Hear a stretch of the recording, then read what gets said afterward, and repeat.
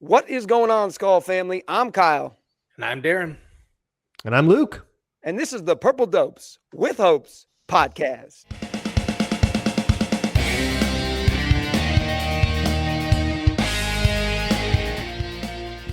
Welcome in, Purple Dope listeners, to the Purple Dopes with Hopes podcast. We are part of the Let's Skol network. Every single week, my good friend Darin and I, we sit down and we have a conversation about this team that just somehow rises our hopes and then drives us absolutely bonkers with the way that they disappoint us. But we are on YouTube, so if you are following us on YouTube, please make sure, click that subscribe. We are trying to get to 400 by the end of June. Darin, we are just continuing to creep, man. Just creeping every week. Let's go. Big jump coming, I feel.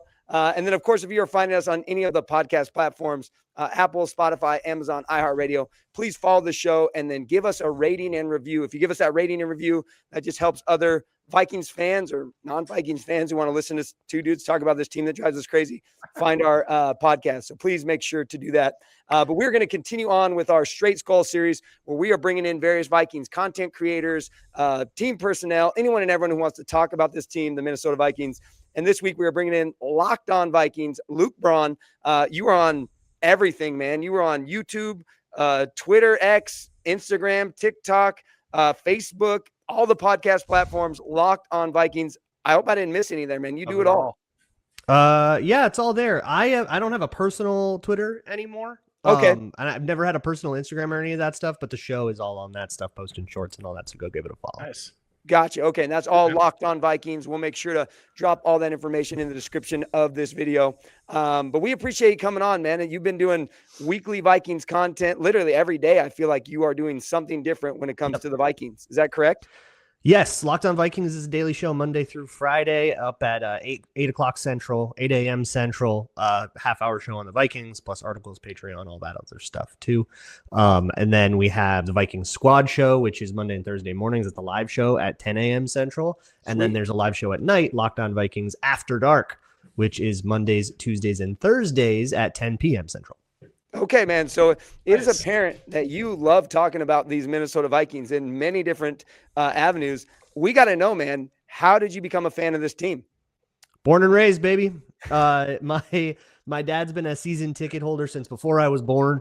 Great. So I grew up going to games at the Metrodome and, watching every Sunday with my parents and family. And, you grow up in Minnesota and everybody's got I was in high school during the Favre era, the late 2000s. Yep. So, everybody had their Favre jerseys and their Randy Moss and their Chris Carters. I had the 3D poster on my wall as one of those kids. So classic. Born and raised. And then I got into doing this by accident. I had another job. It was a 9 to 5. I was bored at the end of the day. So I figured, I'll start blogging. And then Locked On found that blog and said, hey, we are looking for somebody to fill in our Vikings spot. They were only a 2-year-old company at the time. So it was very small. They were just looking for somebody who was willing to do a daily podcast without a whole bunch of promise of like success and not a lot of pay. And would you be willing to do it? And I was like, I got time and I don't really like my job. So this feels like a good place to put my mental energy, And that was 8 years ago. So it's been growing and growing and growing and growing. And here we are. We actually just celebrated at Locked On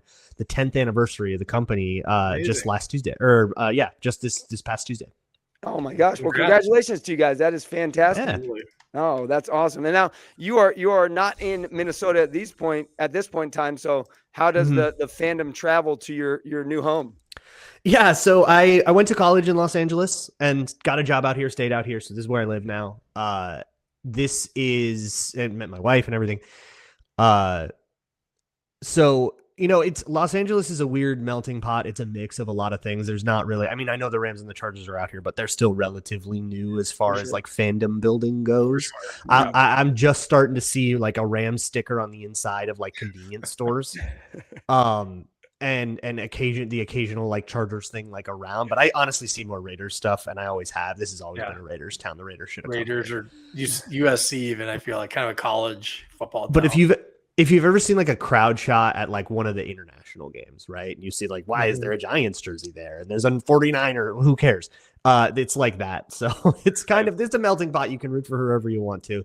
There's a bar out here called Pineapple Hill that I used to go to for a long time before I started doing this for a job, and I had to be a little more serious about taking notes and stuff. I couldn't go be slamming brewskis while watching the game, but that was there's a big sense of community, huge Vikings community there. That was always really cool, but now it's all remote and it's sitting there and working it too. Yeah.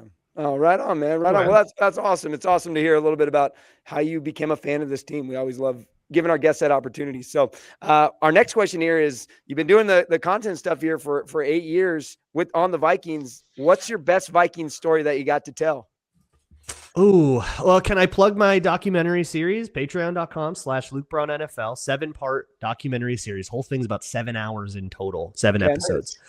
Going all the way from the very, very, very beginning, from the Ernie Nevers Eskimos back in Duluth, Minnesota in the 1920s, and a barnstorm that I argue saved the NFL in its early fledgling stages when it wasn't really a very profitable business. This guy named Ernie Nevers, he was this superstar of superstars. I'm watching the World Cup, so thinking like a Lionel Messi, right? Like everybody knows him. And he joins the Duluth. They were the Duluth Kellys then, because they were sponsored by a hardware store owned by a guy named Kelly. So they were Kellys. Nice. That was how you named teams back then. And then they went on this big road trip, this big barnstorm, where they played like 26 games in 20 days or something crazy like that. Like this crazy, grueling football. I mean, they're in leather helmets, right? Like these guys should have died. But it generated so much hype because the tour of Ernie Nevers was this big celebrity, and it generated all this hype and like made the NFL a more profitable thing. Oh wow! And the team never recovered from it, just physically. They dissolved after a not so great season the next year, but it like saved everything. That was one of the first great stories of football in Minnesota. The Vikings were 40 years away from existing. Yeah. So that series goes over that, the origins of the team, how they got started, Max Winter, through the 70s and the Super Bowls and the 90s, and all the way up to, I made it in 2022. So all the way up through the end of the Zimmer era. That's cool. Really. Yeah. We got to check that out, man. Please do. It's all free to watch. Completely free. And where we can find it, give us the one more time, the location to find it. On my Patreon page. It's patreon.com/LukeBraunNFL.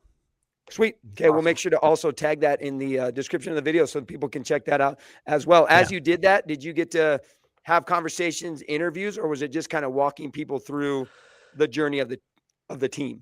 I got to talk to a few people off the record that I was able to get in touch with, but honestly, for the old era, not many of those people are still alive. So that's research, that's finding, old newspaper articles, finding old videos of those games and highlights and stuff. And there's all kinds of old footage from like CBS Game of the Week of, the old Met Stadium and the big flamethrowers that they were using to thaw the field. And then as you get a little bit more recent, you can kind of get a lot more, but there's been quite a bit written. I would say my primary source would be player autobiographies. A lot of people wrote about their experience, guys like Joe Cap, guys like Robert Smith for that era, Denny Green and all that. Yeah. And they give you and Bud Grant has a big long one. They give you quite the inside look at what was going on. My favorite one of all of those was Carl Kosolki's, though. Carl Kosolki was a man full of joy. Oh my goodness, what a joyful guy that guy was. Oh, I love it, man. You were like tickling the ears of our older listeners, because every now and again we get comments of people who are like, you never shout out, 60s and 70s Vikings. Joe Cap, we were talking about great Vikings. Joe Cap's one of my all-time favorites.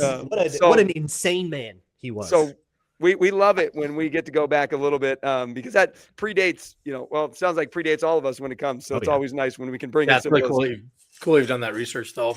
So awesome. Go check it out. It's quite the story. Yeah, no, it sounds awesome. And I'm on summer break, so I'm all about trying to find things to occupy my time. Perfect. So let's do it. So, all right, last question here. You are now a transplant from the homeland.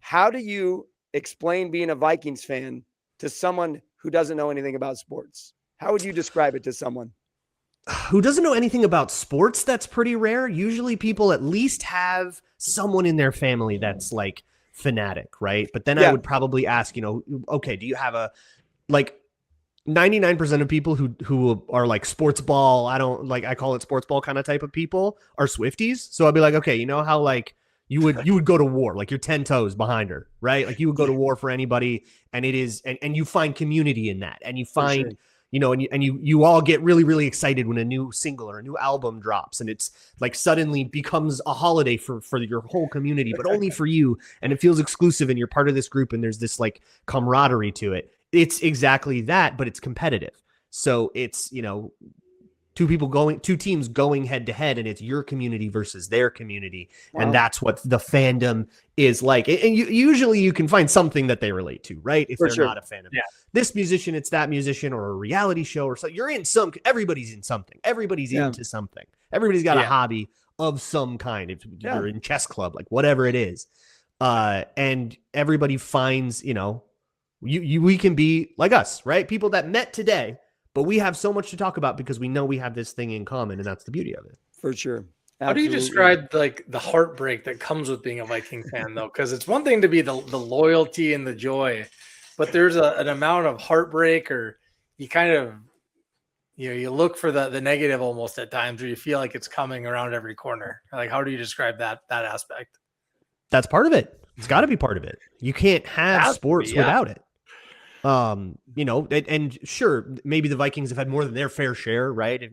Compared to like the Steelers or whatever, but it has to be a part of the experience. And one of the things somebody told me a long time ago that's always stuck with me is like, you are not the fool for rooting for the team that fails. You did not fail when the Vikings failed. And I think a lot of people put that on themselves. That's and fair. They start to feel like the same way they would feel if they didn't pass a test or something. I hear that. They start to go, oh no, like my team failed. I'm an idiot. Oh God, I'm so ashamed.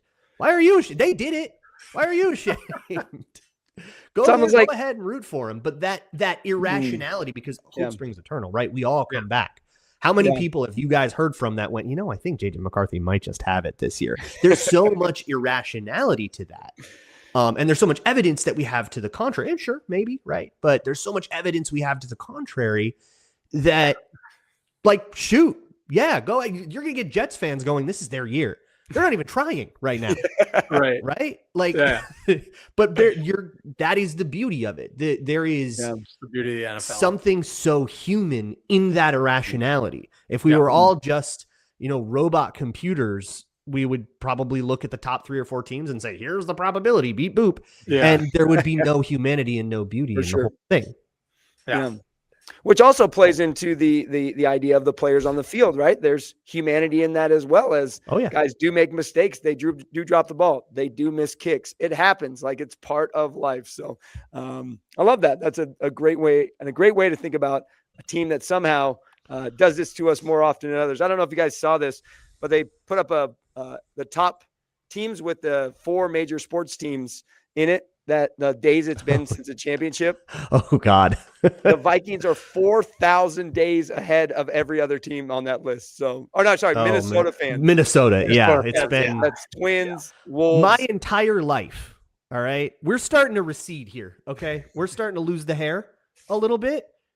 Since before I was born, and I've gotten old enough to go through school, through college, get a job, get married, and start losing my hair. And we are still, haven't seen one. Yep. Luke, you've never seen one across all the sports in Minnesota. Nope. I was born 6 months after the Twins won in 91. Oh, wow. Yeah. I mean, I was an 85, birth. So I've at least, I remember the 91 series at least, but it's a drought, man. That's for sure. Yes, that it is. Well, speaking of this team that we love so dearly, let's get into just kind of some of the stuff we want to talk about, which is what we're seeing and what's going on right now. And I don't know if you guys saw this, but Justin Jefferson just celebrated his 27th birthday, I believe, this last week. 27th birthday. Right? So happy birthday, away from Jets. White lighters. Happy birthday, Jets. My question for you to start is, have we seen the best of Justin Jefferson, in your opinion?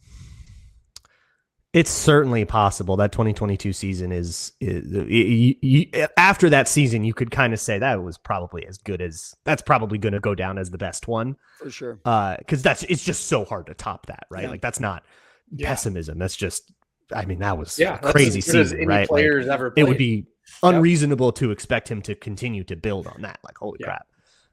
So maybe, but that doesn't mean that it's decline from here on out, right? You know, he's had a couple years. 23 he was hurt. Last year we had all these QB issues. So I don't think that like the average of the last 3 years will continue to be what Justin Jefferson is. He's still the best in the game. Yeah, absolutely. Darin, what are your thoughts? I mean, I agree that, you know, that 2022 season was one for the ages. But I'm going to get back to the humanity in me and the hope that I just hope that there's another level that we're going to see. Because, man, if you can get a guy, like, I'd love to see him be the first to get to 2,000. That'd be amazing. But we need some stable quarterback play to get there. Well, yeah. If we could have someone throwing him the ball, there's no question in my mind that isn't on the possibility list when it comes to the talent that Justin Jefferson brings, especially now that we're talking about adding so many guys around him where he is not just the primary focus. I mean, you got to Jordan Addison, you got to think about Juwan Jennings, you got to think about TJ Hawkinson. It just seems like this year may be the year for him to open up that, whatever he said, 2022 Jets. And who knows what's possible when it comes to it. So, yeah. Have you been to many live games there, Luke? Yeah. I mean, I grew up going to games in the Metrodome. Nice. So I've been to a couple of really fun moments. I was at the 2009 Cowboys playoff game where they blew them out, where they ran up the score. Yep. I was very fortunate to be able to get to the Minneapolis Miracle. Wow. Okay. I actually flew back. I couldn't afford to take a day off of work where I was working then. So I had to fly in Friday night, fly out literally right after the game. We even talked about leaving early if the game was, because the game looked like it was going to be a blowout for a while. Oh yeah. We talked about it. Then it got close and we were like, we're not leaving. I'll reschedule the flight if I have to. We're not leaving. Absolutely. So it was fortunate enough to be there for that, and then did actually still make my flight. Actually, when I got there, I love telling this story. When I got to the airport and I got to the gate, I saw these two older women who were also in Vikings gear, and they looked really sad and they looked really dejected, and they were kind of like, you know, slouchy and slumped over. And I came in like beaming because, you know, I'm still like riding the high, and we kind of made eye contact and both like took in that we were not in the same emotional state. And they were like, "What are you so happy about?" And I was like, "What do you mean?"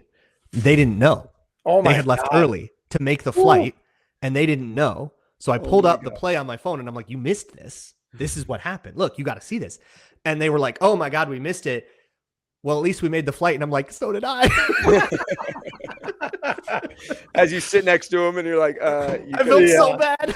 I was like, "Yeah, we all made the flight. Sorry."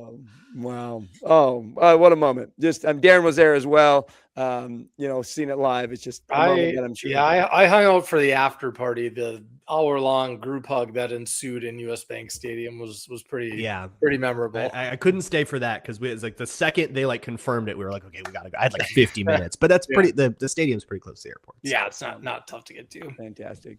Well, let's jump into it, man. I mean, we're dying to know when it comes to our quarterback situation that we got going on right now, Kyler versus JJ. Where do you find yourself this week when it comes to the competition? That in this particular moment. Yeah. So I don't think OTAs told us a lot, right? Alec Lewis went back and forth a little bit. They the beat started out and said Kyler is clearly better. Alec Lewis has walked that back and said, well, you know, he did have some down days and it kind of wasn't able to stay there. Kevin O'Connell said something once about like, you know, we're looking for consistency from Kyler Murray, and you can't prove consistency in a week.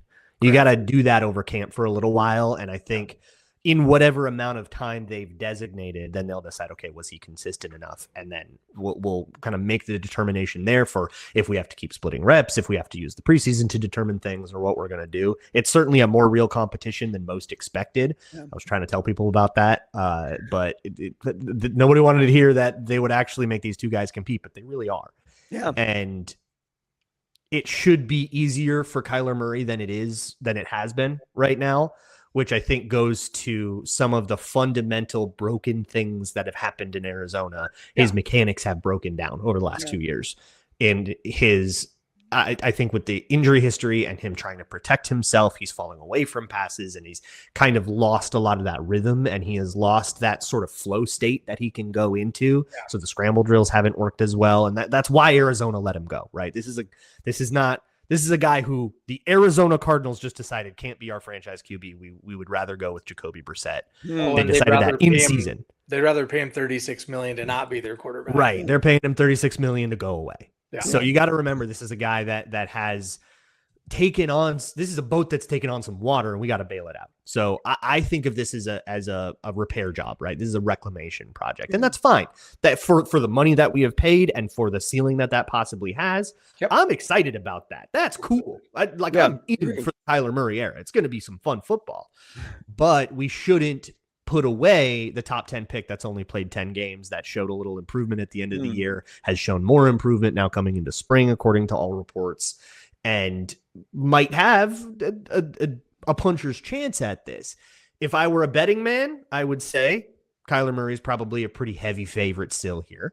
But it ain't over till it's over, right? I've been comparing it on my show to, Ohio State, Akron. Nobody expects Akron to beat Ohio State, but you still play the game. Yeah. The game is not a sham. It's not a fake thing. It's not Harlem Globetrotters. It's, we're really going to play. And hey, sometimes, Appalachian State pulls off the cool upset against Michigan and we all celebrate, right? It's true. So maybe, right? I think both of them have mechanical issues. I could go on for 10 hours about it if you let me, but both of them have mechanical issues that we're trying to figure out, but it's going to come down to, who do I trust to do the play correctly? And this was we didn't really understand with JJ McCarthy because we can't really know what's going on in the huddle. Yep. But guys were discombobulated. Guys didn't know where they were supposed to go. Was he directing traffic properly? It was taking forever. Remember the whole thing? When are we breaking the huddle and all that, the play clock? Who do you trust on a 2-minute drive? You got 2 timeouts, right? You're not hurrying. You don't need all that. But who do you trust to do the right thing, right? To throw the right pass, to not throw the ball away, and that's going to be what comes. I think we're going to have a Kyler Murray season, and for however many games you get out of that, right? He's only had 1 full season in the last 5 years, so you might see. I think we're going to see some amount of both guys. Okay. But it's going to be a Kyler season. I'm super down for that. Let's see what they can do. Let's see what a fresh start does for him. Why not? Because this is not a season that is otherwise really going anywhere. So hey, shoot, let's have some fun. Yeah, I mean, what is it, do you think, that will, the trust factor, right? What is going to build that trust for KOC to say, this is my guy?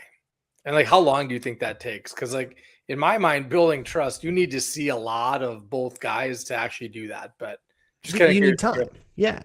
I would say I would be surprised if we didn't have a pretty good sense by the joint practices with the Ravens. And I believe that's before the first preseason game. Yep. Okay. That's, if we're still going 50-50 by then, I will probably shift my tune and go, oh, we got a dogfight on our hands. Yeah. This is not Kyler Murray going through the ceremonial bloodletting ritual of Akron. This is actually maybe a fight. This is maybe something. Akron sticking it to him. Those Alabama Mercer. Those, yeah, right. Yeah. But I'll change my tune. I'll say maybe this is more like Alabama versus Florida, where you still have a favorite, but things happen.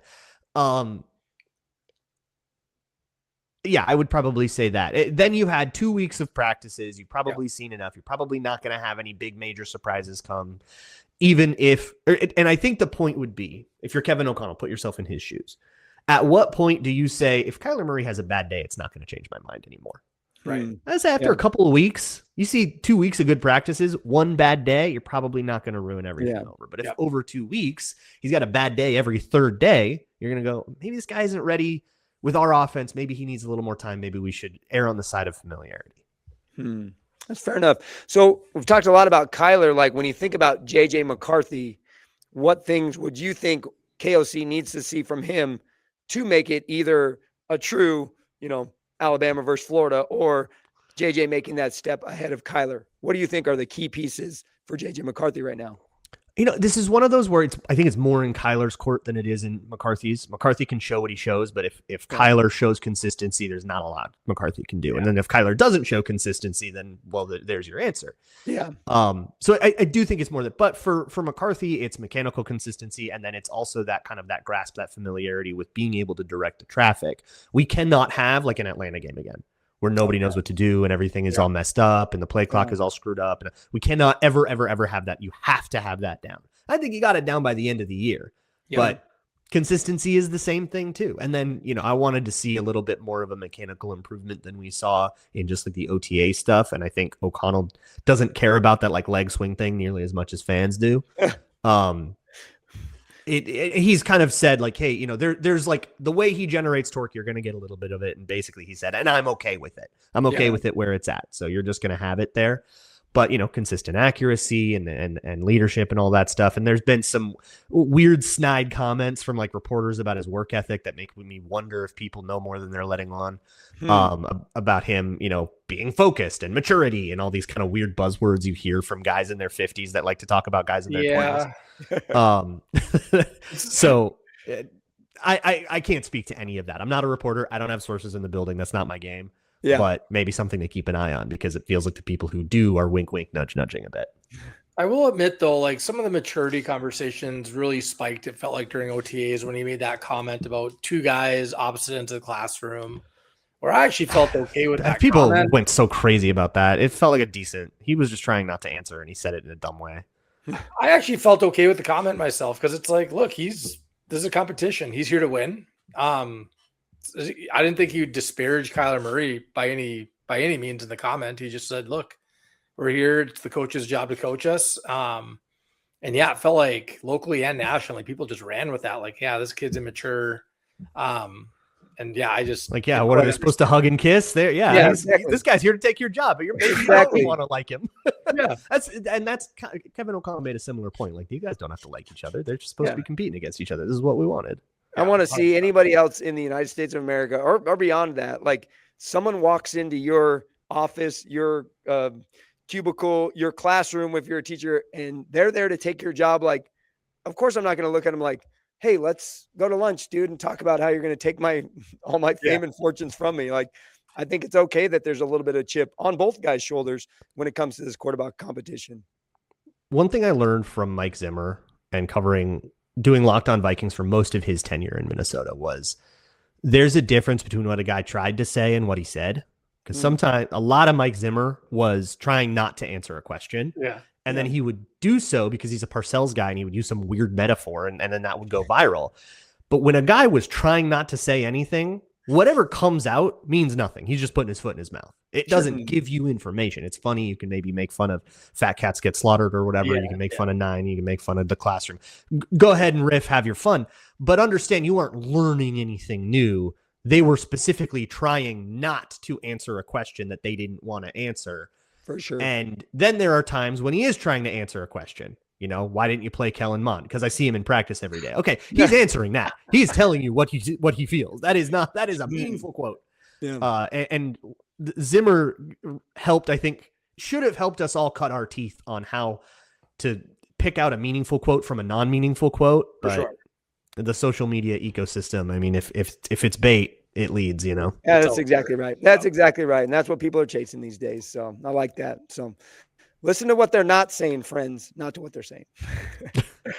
Well, hey, we got a new GM in the house, Teasley. What are your thoughts on kind of his moves that he's been making, kind of bringing some new guys in to the office there? How do you feel about Teasley kind of running the show? Yeah, he's bringing in all his favorites from Seattle. This is very classic. Everybody gets a GM role and then brings in their favorite guys, right? Kwesi did it too. Rick Spielman, I think, did it back in the day from Miami or whatever. Yeah. But so sure, he's bringing in his favorite guys. We'll see how it works. It's hard to know what these guys do. Yeah. I find it interesting that he's done a lot more reconstructing of the college side than the pro side. He's gotten the guys he got rid of, the Jamal Stevenson and I think it was Demetrius Washington, who was more of an analytics guy that asked for permission to go and they granted it, and then replaced him with Andrew Healy. And then they replaced Jamal Stevenson on the college side with Trent Kirshner, which I think is a coup. Trent Kirshner was a guy I actually would have been excited about as true GM. So getting him out of Seattle is awesome. Yeah. But this feels a little bit like Nolan Teasley came in and said, okay, I've seen the drafts you guys have. We have to reshape how we do this. Yeah. And they've ousted Jamal Stevenson's 25-year Viking. That was a lifer. Yeah. when you think about that, okay, that means he was around when the Vikings drafted Troy Williamson and Christian Ponder and Matt Khalil and Laquan Dredd. He was part of all of those. Wow. Right? And he was part of Adrian Peterson too, and Percy Justin Jefferson and Percy Harvin, and Darius. So they all have their hits and misses, but if somebody comes in and says, we got to reshape how this organization has done the draft, and you look at the last 25 years of drafting, hard to argue. Yeah. Especially when you look at smaller sample size, last 4 or 5 years. I mean, it's been the Kwesi drafts are not a lot disastrous, right? Yeah. So let's switch all this stuff around. Yeah. My question is, if JJ McCarthy comes out the starter in this thing, does Kwesi hold his head a little bit higher in his new role in San Francisco, do you think? Maybe, but it's a moot point. He's got his job now. He's doing his analytics thing again. I have a feeling it's a little more comfortable for him anyways. I agree with you for sure. I 100% agree with you. Yeah, and I just, the JJ McCarthy pick felt like the obvious pick there anyway. I don't think that makes up for. Well, it was obvious because it had already leaked for months that Kevin O'Connell was obsessed with him. I don't feel like Kwesi takes a lot of ownership of that. He's getting a lot of the blame because he's the guy that got fired. And hey, great job, Wilfs. You successfully kind of spun it, but that was the worst kept secret at the combine, at the Senior Bowl, and everything. I was hearing privately, it was reported publicly. Kevin O'Connell loves this Michigan kid. So we can't let him be like, no, that Kwesi forced this. Are you kidding me? On the quarterback draft, you took the guy that just made Josh Dobbs look like a total animal, and Kwesi's like, no, we're taking this kid you don't like. No way. You will never convince me. People saying, oh, Kwesi forced him to take McCarthy. He never liked McCarthy. You are full of it. You are absolutely blinded. Oh, I love it. All right. Well, as we get into kind of the end here, when you think about the Minnesota Vikings going into 2026, what do you think the biggest need is moving into the summer stuff, for this team to make that next step in 2026? Are you talking about trying to get a new free agent, or are you just talking about generally what is the vibe? Generally, what would you say is the biggest need right now in the Vikings camp organization that you feel like if this was in place, I would have pretty high confidence that we are making the next step into maybe taking the North, going to the playoffs, winning a playoff game, who knows, going to the Super Bowl? Let me give you a very vague answer to that. The need is they need to understand themselves. This team has a self-scouting problem. We saw it last year with they benched 5 day one starters. That means you did a bad job constructing your depth chart from the get-go, right? Theo Jackson benched, Ivan Pace benched, Michael Juergens benched from the backup job, right? Javon Hargrave was the other one. Yeah. And there's another one. They did a whole bunch of random shuffling on the depth chart and all that stuff that makes you kind of wonder, what were you thinking in the first place? How did you think that this was supposed to be the group? By the end of the year, you had a totally different group of people, and it wasn't because everybody got hurt and you have your backups in. Yeah. You put a whole different group of people on purpose. Yeah. So they need to do a better job of understanding who they have and what they want out of those people. And I think that also goes to, you need to be so real with yourselves about what you have on these quarterbacks and what they are capable of doing and what you can ask them to do, because they weren't real with themselves about what JJ McCarthy could do. Yeah. The offense they ran those first couple of games was unbelievable PhD complicated. Yeah. It was in motions, tags, the play calls are all 20 words long. That's part of why the huddles took so long and he wasn't getting them right and all that stuff. And when McCarthy got hurt and Wentz came in, you notice things started to tick up. Well, having a veteran is part of it, but there was very, very little versatility of motion or variety of motion. There was maybe jet motion, right? Maybe Jordan Addison comes across the thing and then that would be it. And they would just do that over and over. And they ran kind of universal staples that you're going to find in every offense, stick and slants and stuff like that they knew Carson Wentz would be able to run. It's like, oh, so you have these easy things, but O'Connell loves this McCarthy kid so much and was not realistic with himself about what McCarthy could do, and went, no, hey, you can do the dissertation offense, right? And he couldn't, and it was a disaster. Yeah. Asking a player to do what more than they're capable of is so much worse, and this is the lesson of 25, is so much worse than asking a worse player something realistic. That's why the Carson Wentz offense outproduced the JJ McCarthy offense. It's always been my take about it. And if McCarthy was asked to do just some stick and some Omaha and some super quick stuff right away, it would have been boring. It would have been a little bit, probably a little bit of an anemic and a sleepy offense. It wouldn't have been, but it wouldn't have been the disaster that it was before that became this big laughing stock. So be real with yourself about who you have and what you are capable of doing. You cannot protect Kyler Murray for 20 seconds to do a downfield concept. That is not his game. And it is so crucial for Kevin O'Connell to look at Kyler Murray and say, okay, maybe this guy we shouldn't do shot plays every third play with this guy. That's what he wanted to do because it worked so well with Sam Darnold. So we just tried to kind of graft that onto JJ McCarthy and say, let's just make this a new thing, but with less cap hit. And that was the wrong approach. This has been this is why I think Kevin O'Connell should be on a real hot seat this year. Right. I mean, you have that season, you have a bottom 5 offense carried to 9-8 by a top 5 defense. If we are going through that again, we have to take a real look at, do we really have the QB whisperer we think we have? Very interesting. Let's circle back though, to maybe the other way you could take that question. What area on the roster still needs to be addressed here between now and training camp? I would love a veteran edge rusher, outside linebacker type. I think Tyrion Ingram-Dawkins is right now edge 3, and he's not a good edge. He's way better on the interior. It's either him or Bo Richter, right? Like, I don't know. What do you guys want? Like, right. This is rough. So I would love to get some depth there. I like Van Ginkel and Dallas Turner as starters. I believe in Dallas Turner. I think him taking another big step would be so exciting, but even if he doesn't, I dig it okay.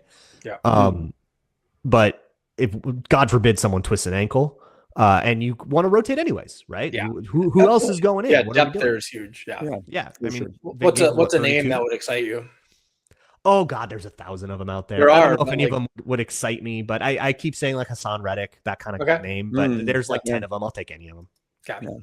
I was a little disappointed. Cam Jordan, re-signed with the Saints this week. I was thinking, give me 1 year where we can have him and his dad come out at halftime and have fun. So you're thinking like me, Luke. It's like, hey, this would be a great story as he close out the year. But I know Saints fans were pretty excited when Cam Jordan came back for one more with them. So I can't be too mad. But also, it's like I think that would have been a good fit for us, and good addition to that edge as well. So 100%. Absolutely. So, well, we always like to finish out our Purple Dopes with Hopes podcast with our Purple Dope Hopes. These are brought to you by 612Tees, great Minnesota-based apparel company. Use Purple Dopes 25, get 25% off your first order. Luke, we're going to give you the Purple Dope Hope. What hopes do you have for these Minnesota Vikings as they move into training camp and into the 2026 season?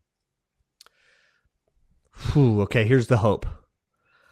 I'll leave quarterback out of it because it's that's the easy way to go. We'll say whatever happens with quarterback happens, right? Yeah. We'll figure it out. Even if that flames out, you're going to the draft, new chapter. Okay. How about this? Donovan Jackson, take that new step. Christian Darrisaw and Donovan Jackson next to each other, given McKinney and Hutchinson. Right, giving me that. Let's run that off tackle to the left. Good vibes. Whoever you have back there suddenly is eating with those two guys. Donovan Jackson played on a bad wrist all year long and played pretty well. We can be excited about this guy as a first round pick. As a parting gift from Kwesi, not unlike the parting gift from Rick Spielman. Remember his last first round pick? He turned out all right. So how about a little bit of that? And then something that I have just spent a ton of time on, there's a 3-part series coming out at Wide Left right now, as well as some episodes of Locked On Vikings and a Patreon and all this stuff. But if Harrison Smith doesn't come back and I believe Jay Ward will win that role if Harrison Smith doesn't come back and take it himself. And I actually think that it could kind of work out. He won't be Harrison Smith. Nobody is. Yeah. But I actually think that guy's kind of nice with it. Yeah. Okay. Awesome. Like it. I love it, man. I love it. I love giving me shades of our offensive line, just pushing people back. That would be super fun to watch. Whoever's running the ball behind them, that would be awesome. So, and giving those guys some protection so guys aren't getting their heads ripped off. How cool would that be? So, Luke, we thank you so much for joining us this week.